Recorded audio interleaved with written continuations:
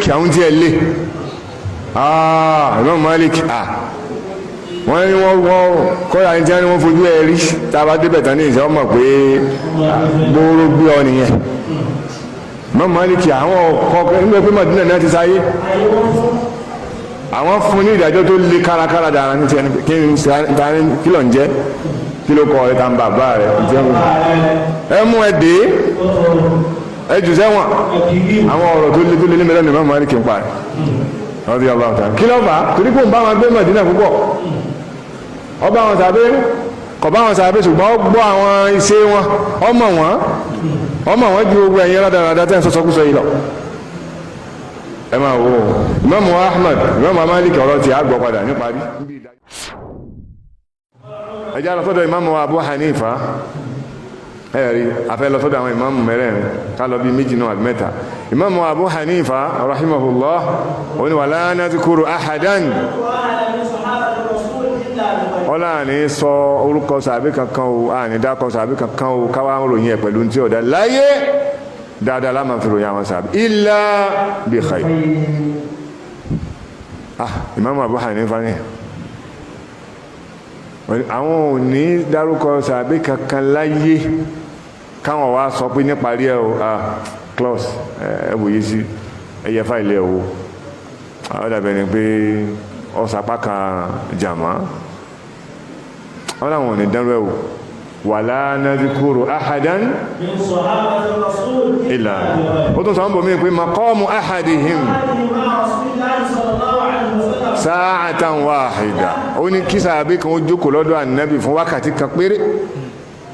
kan péré lọ́bá nàbí pàdé lásán ní ó sì kó mẹ́ kò lójú wákàtí kan lọ́pọ̀ lánàá sallallahu alayhi wa sallam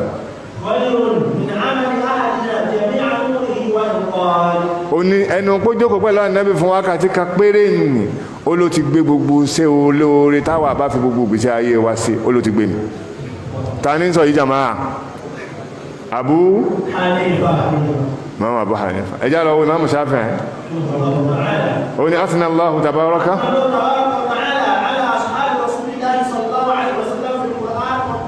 ẹ̀dàkùn mọ́sí àbí wo lọ wá ń tiẹ̀ báyìí o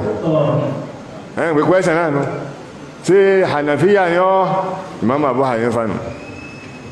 Shafi'iyya ni ọ́ ọ̀nà láfẹ́ ká tiẹ̀ yìí ẹjá wo a ti máa pé é ṣe Hanafiya báyìí àbíbẹ́ẹ̀kọ́ ẹjá wo ti Shafi'iyya náà bóyá Shafi'iyya náà Shafi'i náà ń bú àwọn sàbí àwò bóyá Shafi'iyya lọ bá wà Imam Shafi'i sọ pé asna Allahu tabaraka wa ta'ala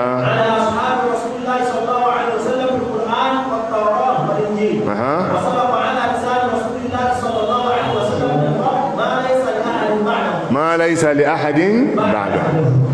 Imam Shafi'i ní kò sóńtọ̀ tó lè láwọn sàbí bá nínú ọlámá lẹ́yìn ànábì wa Muhammad sallallahu alaihi wasallam kò sí ò lè bá wọn ó kọjá ká máa ṣe competition pé mo fẹ́ bá wọn fa ó lè bá wọn fa gabaga mọ́ àwọn ti kọjá ẹni tá a máa sọ pé ẹja léwu ó lè lé wọn bá gbàpò ò lè bá wọn Imam wa Shafi'i lọ́sọ̀bá tó sí Shafi'iyya ni ọ́ ẹ bá béèrè o tí wọ́n jáde láyé pé Shafi'iyya bá ní ọ́ lọ́mọ̀ pé Imam Shafi'i lóní ó ní mọ́bù sáàbí mọ́ o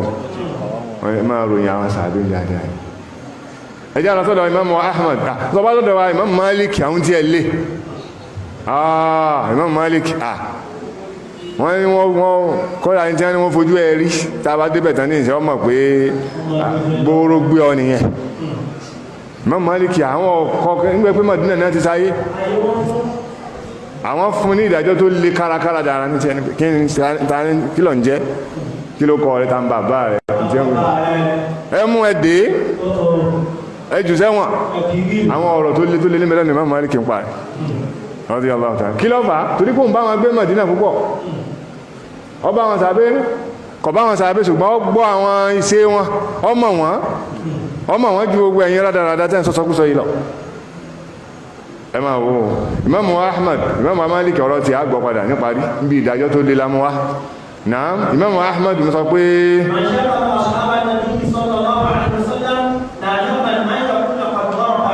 la ilaha illallah Imam Ahmad tẹ́wọ̀n mí sọ pé Hanbali làwọn àbí Hanabila làwọn